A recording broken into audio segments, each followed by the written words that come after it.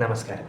ഇന്ന് കർക്കിടകം 7 ശ്രീരാമദേവൻ്റെയും സീതാദേവിയുടെയും ലക്ഷ്മണകുമാരൻ്റെയും വനയാത്രയാണ് നമ്മളിനി പറയാൻ പോകുന്നത്. മാതാപിതാക്കന്മാരുടെയും ബന്ധുമിത്രാദികളുടെയും എല്ലാവരുടെയും അനുവാദം മേടിച്ചുകൊണ്ട് ശ്രീരാമദേവനും സീതാദേവിയും ലക്ഷ്മണകുമാരനും കൂടെ വനയാത്ര ആരംഭിക്കാൻ പോവുകയാണ്. അയോധ്യ വിട്ടിറങ്ങുന്ന സമയത്ത് ദശരഥ മഹാരാജാവ് സുമന്ത്രരോട് പറയുന്നുണ്ട്, മൂവരെയും അനുഗമിക്കുക, അവരൊരു സുരക്ഷിത സ്ഥാനത്ത് കൊണ്ടാക്കിയ ശേഷം തിരിച്ചു വരിക എന്ന് പറയുന്നുണ്ട്.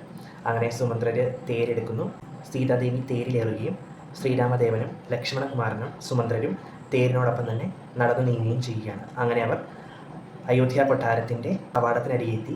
കവാടത്തിലെത്തിയപ്പോഴത്തേക്കും പുരദേശവാസികളെല്ലാവരും അവരുടെ വരവും കാത്തവിടെ നിൽക്കുന്നുണ്ടായിരുന്നു. അയോധ്യവാസികളെല്ലാം അവരുടെ ഒപ്പം കൂടി എല്ലാവരും കൂടെ ഒരുമിച്ച് വനയാത്ര ആരംഭിക്കുകയാണ്. അങ്ങനെ വനയാത്ര ആരംഭിച്ച് അവർ തമസാ നദി കടന്ന് ഒരു വനപ്രദേശത്തെത്തിക്കുകയും ഒരു വലിയൊരു വൃക്ഷത്തിന് ചുവട്ടിൽ അവരെല്ലാവരും വിശ്രമിക്കുകയും ചെയ്തു. സീതാദേവിക്ക് ക്ഷീണം അകറ്റുവാനായിട്ട് ആ വൃക്ഷച്ചുവട്ടിൽ തന്നെ അവരൊരു സ്ഥലമൊരുക്കുകയും ലക്ഷ്മണദേവനും ശ്രീരാമദേവനും സീതാദേവിക്ക് രക്ഷകരായിട്ട് അവിടെ ഇരിപ്പുറപ്പിക്കുകയും ചെയ്തു. കുറേ ദൂരം നടന്നിട്ടാണ് അവരൊരു വനപ്രദേശത്തെത്തിയത്. അപ്പോൾ അതിൽ ക്ഷീണമുണ്ട്. സീതാദേവി വിശ്രമിക്കുകയാണ്. ഇപ്പോൾ പുരവാസികളെല്ലാവരും കൂടെ ഉണ്ടെന്ന് പറഞ്ഞിരുന്നല്ലോ, അവർക്കും ക്ഷീണമുണ്ട്. കാരണം അവരും കാൽനടയായിട്ട് തന്നെ ശ്രീരാമദേവൻ്റെ പുറകെ അനുഗമിക്കുന്നുണ്ടായിരുന്നു. അപ്പോൾ അവരെല്ലാവരും വനപ്രദേശത്ത് തന്നെ നിലയുറപ്പിച്ചു. എല്ലാവർക്കും ക്ഷീണാധിക്യം മൂലം എല്ലാവരും കിടന്നുറങ്ങി. അപ്പോൾ ആ സമയത്ത് ശ്രീരാമദേവൻ സുമന്ത്രരെ വിളിച്ചിട്ട് പറയുകയാണ്, പുരവാസികളെല്ലാവരും ഉണരുന്നതിന് മുന്നേ നമുക്ക് ഇവിടെ നിന്ന് പോകണം, അല്ലെങ്കിൽ അവരെല്ലാവരും കൂടെ വനയാത്രയ്ക്കായിട്ട് നമ്മുടെ കൂടെ വരും. അപ്പോൾ അതുകൊണ്ട് ഇവരെ ഉണർത്താതെ നമുക്ക് ഇവിടുന്ന് എത്രയും പെട്ടെന്ന് പോകണമെന്ന് പറയുകയാണ്. അങ്ങനെ സുമന്ത്രര് തേരെടുക്കുന്നു. അങ്ങനെ മൂവരും ആ വനപ്രദേശത്ത് നിന്ന് തേരിലേറി വേറൊരു ഭാഗത്തേക്ക് പോവുകയായിരുന്നു. അങ്ങനെ വളരെയധികം ദൂരം സഞ്ചരിച്ച ശേഷം അവർ ശൃംഗിവേരപുരത്ത് എത്തിച്ചേരുകയാണ്. ശൃംഗിവേരപുരം നിഷാദ രാജാവായ ഗുഹൻ്റെ വാസസ്ഥാനമാണ്. അവിടെ എത്തിയ ശേഷം ശ്രീരാമദേവൻ സുമന്ത്രരോട് തിരിച്ച് അയോധ്യയിലേക്ക് തന്നെ പുറപ്പെട്ടുകൊള്ളാൻ പറയുന്നു. അങ്ങനെ ശൃംഗിവേരപുരത്തെത്തിയ ശ്രീരാമദേവനെയും സീതാദേവിയെയും ലക്ഷ്മണനെയും പക്കുഫലങ്ങളെല്ലാം കൊടുത്ത് ഗുഹൻ സ്വീകരിക്കുന്നു.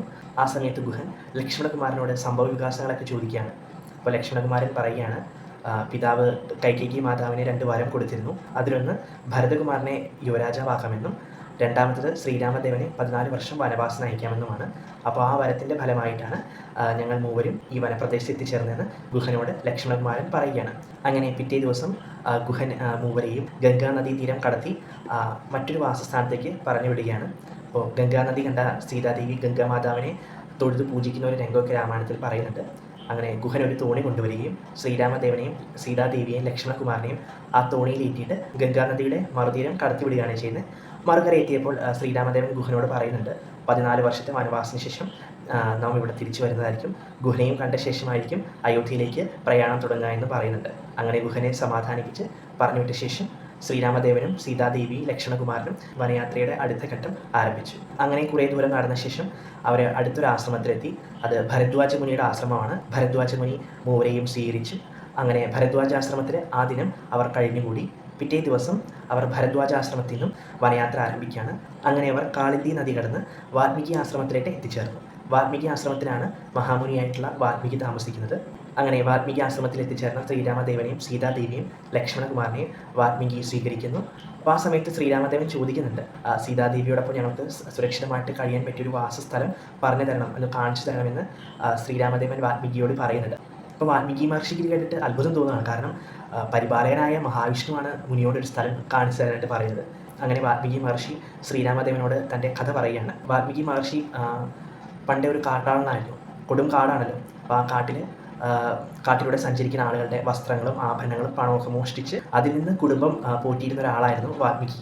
രത്നാകരൻ എന്നായിരുന്നു വാൽമീകിയുടെ യഥാർത്ഥ നാമം. അങ്ങനെ എനിക്ക് സപ്തർഷികൾ ആ വഴി യാത്ര പോയി. സപ്തർഷികൾ വന്ന സമയത്ത് രത്നാകരൻ ഓടിച്ചിരിക്കുകയും അവരുടെ വസ്ത്രങ്ങൾ പിടിച്ചു കീറുകയും കയ്യിലുള്ള സാധനങ്ങളെല്ലാം മോഷ്ടിക്കാൻ ശ്രമിക്കുകയൊക്കെ ചെയ്തു. സപ്തർഷികൾ ചോദിക്കുന്നുണ്ട്, എന്തിനാണ് നീ ഇങ്ങനെ കട്ടും പറിച്ചും ജീവിക്കുന്നത്, ആർക്ക് വേണ്ടിയിട്ടാണ് നീ ഇങ്ങനെയൊക്കെ ചെയ്യുന്നതെന്ന് ചോദിക്കുന്നുണ്ട്. അപ്പോൾ പറയാണ്, എനിക്ക് ഭാര്യയും മക്കളുമുണ്ട്, ഞാനിങ്ങനെ തട്ടിപ്പറിച്ചും മോഷ്ടിച്ചും കിട്ടുന്ന സാധനങ്ങളിൽ നിന്നാണ് ഞങ്ങളുടെ കുടുംബം ജീവിച്ചു പോകുന്നതെന്നൊക്കെ പറയുന്നുണ്ട്. അപ്പോൾ സപ്തർഷികൾ ചോദിക്കുകയാണ്, അങ്ങനെയെങ്കിൽ നീ ഭവനത്തിൽ ചെന്നിട്ട് ഭാര്യയോടും മക്കളോടും ചോദിക്കുക, നീ ചെയ്യുന്ന ഈ പ്രവൃത്തിയുടെ ഫലം അവരും കൂടെ അനുഭവിക്കുമോ, അവരും കൂടെ ചേർന്നാണോ അനുഭവിക്കുന്നതെന്ന് ചോദിച്ചിട്ട് വരാൻ പറയുകയാണ്.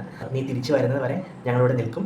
അങ്ങനെ രത്നാകരൻ ഓടി വീട്ടിലേക്ക് എത്തുകയാണ്. വീട്ടിലെത്തിയ ശേഷം ഭാര്യയോടും മക്കളോടും പറയാണ്, ഞാനിങ്ങനെ മോഷ്ടിച്ചും കട്ടും കൊണ്ടുവരുന്ന സാധനങ്ങളൊക്കെ നിങ്ങളും കഴിക്കുന്നുണ്ടല്ലോ, അപ്പോൾ അതിൻ്റെ കർമ്മഫലം എന്നോടൊപ്പം നിങ്ങളും അനുഭവിക്കുമോ? അപ്പോൾ ഭാര്യ പറയുന്നുണ്ട്, അങ്ങ് മോഷ്ടിച്ചും തട്ടിപ്പറിച്ചും കൊണ്ടുവരുന്നതിൻ്റെ കർമ്മഫലം ഞങ്ങൾ അനുഭവിക്കുന്നതിനാണ്, അതനുഭവിക്കേണ്ടത് പൂർണ്ണമായിട്ടും അങ്ങ് തന്നെയാണെന്ന് ഭാര്യ പറയുന്നുണ്ട്. നിത്യവും ചെയ്യുന്ന കർമ്മഗുണഫലം കർത്താവൊഴിഞ്ഞു മറ്റന്യൻ ഭുജിക്കുമോ, താൻ നിരന്തരം ചെയ്യുന്ന കർമ്മങ്ങൾ താൻ അനുഭവിച്ചിടുകന്നേ വരും.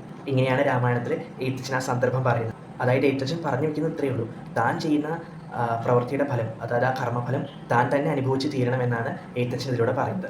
അപ്പോൾ ഇത് കേട്ട് വാൽമീകി ഓടി സപ്തർഷികളുടെ അടുത്തിട്ട് എത്തുകയും സപ്തർഷികളോട് കാര്യം പറയുക ചെയ്യുന്നത്. അപ്പോൾ സപ്തർഷികൾ പറഞ്ഞു, സ്വന്തം ഭാര്യയും മക്കളും പോലും നിൻ്റെ കർമ്മഫലം അനുഭവിക്കാൻ തയ്യാറല്ല, അപ്പോൾ നീ ആർക്ക് വേണ്ടിയിട്ടാണ് ഇങ്ങനെ ഈ കട്ടുമോഷിച്ചൊക്കെ ജീവിക്കുന്നതെന്ന് ചോദിക്കുകയാണ്. അപ്പോൾ തൻ്റെ തെറ്റ് മനസ്സിലാക്കിയ രത്നാകരൻ ചോദിക്കുന്നുണ്ട്, അപ്പോൾ ഞാൻ ഇതിൽ നിന്ന് എങ്ങനെയാണ് രക്ഷ നേടുക, എനിക്ക് ഇതിൽ നിന്ന് എങ്ങനെ ഒരു മുക്തിയില്ലേ എന്ന് ചോദിക്കുന്നുണ്ട്. അപ്പോൾ സപ്തർഷികൾ പറയാണ്, നീ ലോകനാഥനായിട്ടുള്ള മഹാവിഷ്ണുവിനെ ശ്രീരാമദേവനെ ഭജിച്ചാൽ മതി, നിനക്ക് ഇതിൽ നിന്ന് എല്ലാ തരത്തിലുള്ള രക്ഷയും മോക്ഷവും എല്ലാം ഉണ്ടാവുമെന്ന് പറയാണ്. നീ നിത്യവും രാമരാമേതി ജപിച്ചാൽ മതി. പക്ഷേ രത്നാകരൻ അത് പറയാൻ കിട്ടുന്നില്ല.